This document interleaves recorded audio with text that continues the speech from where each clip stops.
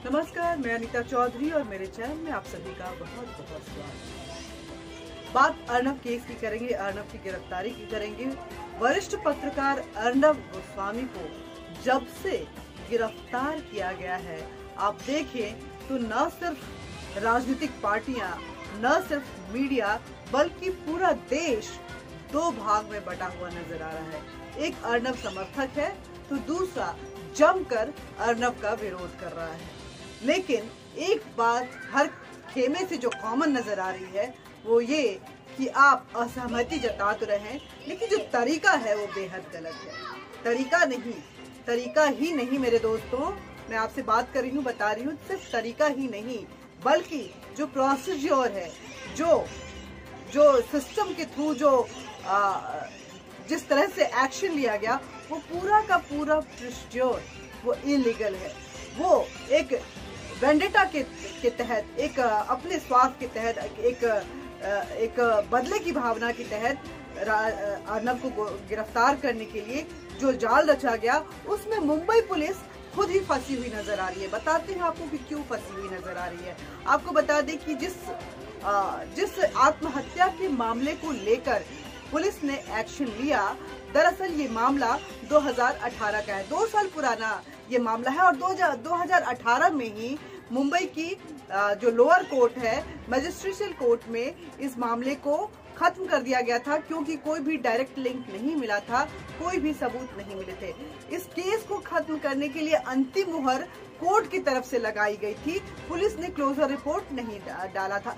Police की तरफ से क्लोजर रिपोर्ट सिर्फ डालने की वजह से नहीं हुई थी। मतलब मेरा कहने का मतलब है कि सिर्फ पुलिस ने इस क्लोजर रिपोर्ट को डालते हुए इस केस को खत्म नहीं किया गया था। ये मामला कोर्ट भी पहुंचा था और कोर्ट ने बाकायदा इस पे मुहर लगाई थी कि जो भी बातें हैं, दोनों पक्षों को सुना गया था, चाहे वो विक्टिम पक्ष हो चाहे अर्नब का खेमा था, उन दोनों को सुनते हुए कोर्ट ने अपना फैसला सुनाया था और केस को बंद कर दिया गया था। लेकिन 2020 में जब से ये सुशांत मामला सामने आया है, पालघर को लेकर के अर्नब गोस्वामी आक्रामक हुए और सुशांत को लेकर के जिस तरह से महाराष्ट्र सरकार और महाराष्ट्र पुलिस को उन्होंने घेरा, जिसकी वजह से सीबीआई जांच और पता नहीं किस तरह के जांच वहाँ पे चल रहे हैं। और जब जांच शुरू हुई तो न जाने कौन कौन सी माफियागिरी जो है वहाँ पे सामने आने लगी।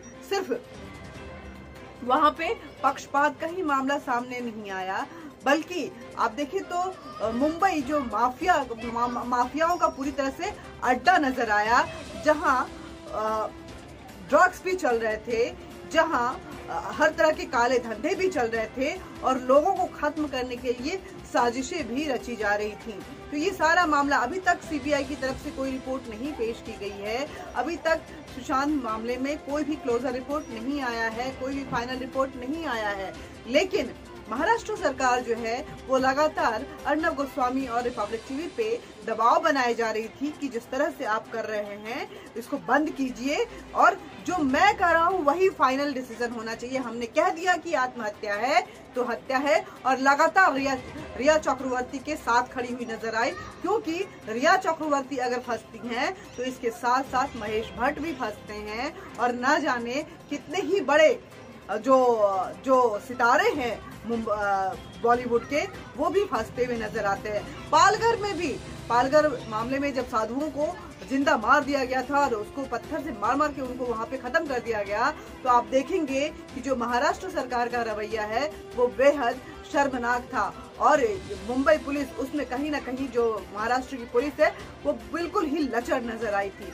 खैर, ये बातें तो होती रहेंगी, लेकिन मैं बात कर रही हूँ कि आखिर किस तरह से जो प्रोसीडिंग हुई वो बिल्कुल इलीगल है, क्योंकि कोर्ट की अंतिम मुहर थी और लोअर कोर्ट ने अंतिम मुहर लगाई थी। इसलिए ऐसा नहीं है कि ये केस रीओपन नहीं हो सकता था, लेकिन कोर्ट में खत्म हुआ केस को फिर से अपील करने के लिए आपको दोबारा हायर कोर्ट में जाना पड़ता है। हायर कोर्ट के डिसीजन के बाद उसके बाद गवर्नमेंट एक्शन में आती है, पुलिस से तलब किया जाता है और उसके बाद फिर से केस की छानबीन शुरू हो सकती है। ऐसा कई मामलों में हुआ है, लेकिन यहाँ पे ऐसा नहीं हुआ। कोर्ट से कोई इस बारे में सलाह मशवरा नहीं की गई।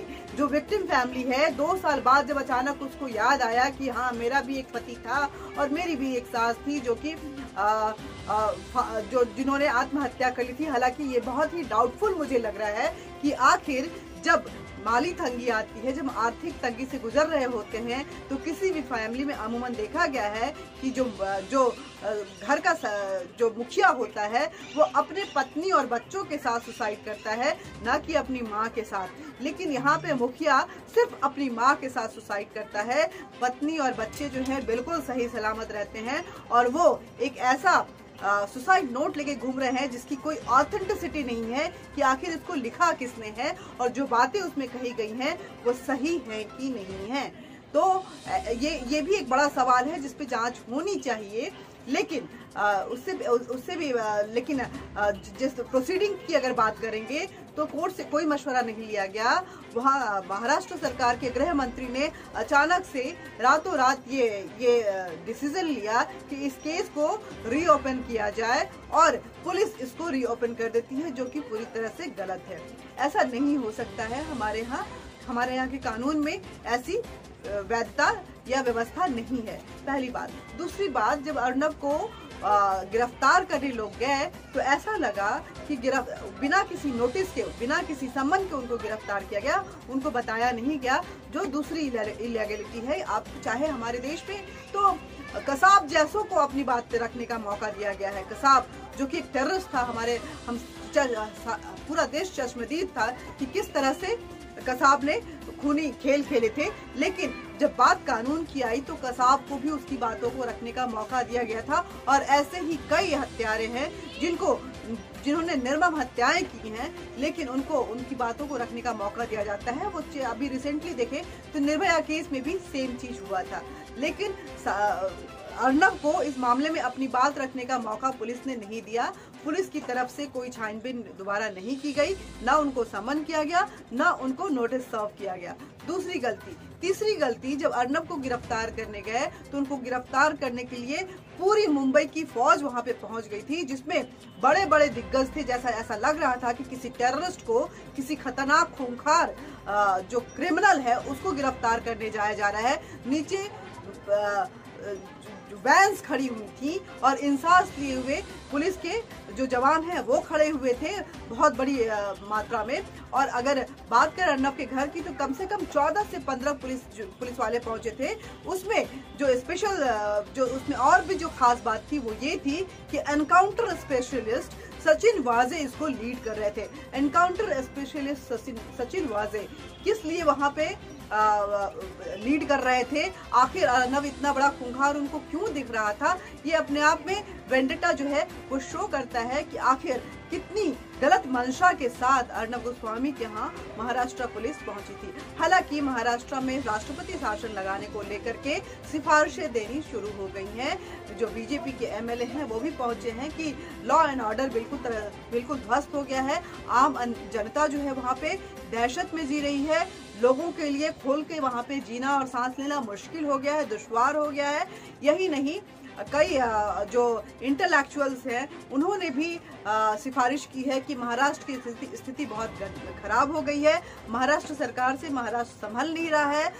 महाराष्ट्र तो दूर की बात, खुद उनकी पुलिस उनसे नहीं संभल रही है और पुलिस मनमानी की जा रही है। ऐसे में बेहतर यही होगा कि महाराष्ट्र में राष्ट्रपति शासन लगा दिया जाए और उसके बाद महाराष्ट्र के एक नए निर्माण की तरफ आगे बढ़ा जाए। अब देखना ये होगा कि आखिर ये राष्ट्रपति शासन लगाने का जो प्रेसिडेंशियल एक्ट लगाने की बात आ रही है वो कहाँ तक बात पहुँच पाती है और जो वहाँ के राज्यपाल महोदय हैं वो कितना इससे सहमत हो पाते हैं, क्या क्या उसके लिए औपचारिकता होती है। लेकिन एक बात तो तय है कि जिस तरह से महाराष्ट्र सरकार काम कर रही है, ये सिर्फ अर्नब की बात नहीं है।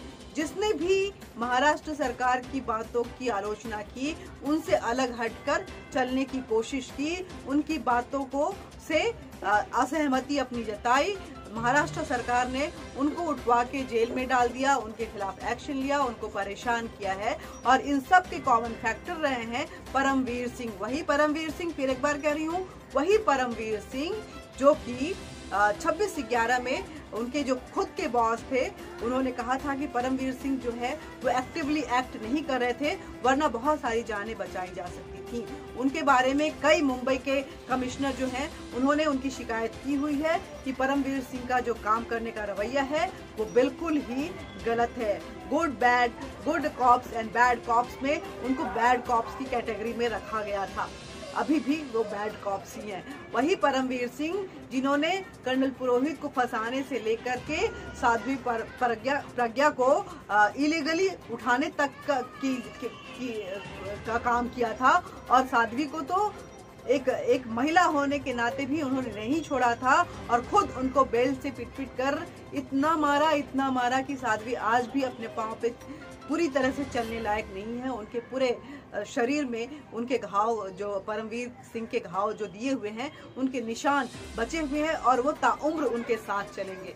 खैर, ये सारी बातें तो अलग है, लेकिन मेरी दरख्वास्त है, क्योंकि परमवीर सिंह महाराष्ट्र सरकार के नहीं, वो सेंट्रल गवर्नमेंट के एम्प्लॉय हैं। होम मिनिस्ट्री को अंतिम रिपोर्ट जो उनका होता है वो होम मिनिस्ट्री को होता है, केंद्रीय गृह मंत्रालय को होता है। ऐसे में गृह मंत्रालय से मेरी यही दरख्वास्त है कि ऐसे ऑफिसर्स जो इतनी मनमानी तरीके से कानून व्यवस्था को चलाना चाहते हैं और जनता में दहशत फैलाना चाहते हैं, उनके खिलाफ एक्शन जरूर लिया जाए। मैं भी इस देश की आम नागरिक हूं, और मेरी ये दरख्वास्त है कि इस आम नागरिक की आवाज को सुना जाए और परमवीर सिंह के खिलाफ एक्शन जरूर लिया जाए। उनके तहकीकात जरूर हो, उनकी छानबीन जरूर हो कि आखिर परमवीर सिंह के तार कहां तक जुड़े हुए हैं। आज के लिए बस इतना ही। बातचीत करते रहेंगे, मिलते रहेंगे, लेकिन बातचीत का ये सिलसिला जारी रहे, इसके लिए जरूरी है कि आप हमारे चैनल को सब्सक्राइब करें, साथ ही बेल बटन दबाएं और लाइक बटन जरूर दबाएं। मैं बहुत इंतजार करती हूँ, आप अपने विचार जरूर साझा करें। कुछ मुद्दे जो आपको लगता है कि उन पर बातचीत होनी चाहिए, उनको भी जरूर हम तक पहुँचाएं।